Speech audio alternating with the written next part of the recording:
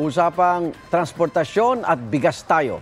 May tsansa raw na pagbigyan ng petisyong dagdag pasahe ng mga transport group ayon sa Land Transportation Franchising and Regulatory Board o LTFRB. Pero hindi pa tiyak kung magkano dahil isasangguni pa ito sa National Economic and Development Authority o NEDA.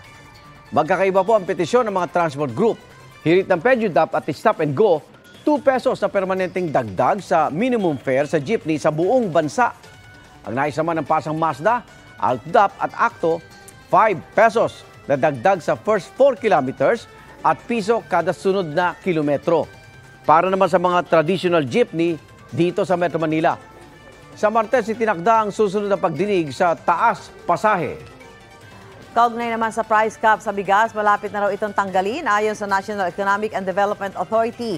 Sabi ni NEDA Secretary Arsenio Balisacan, posible yan sa susunod na buwan dahil panahon na yan ng pag-aani. Nitong September, naging epektibo ang price cap na nagtatakda ng 41 pesos sa kada kilo ng regular milled rice, habang 45 pesos para sa kada kilo ng well-milled rice.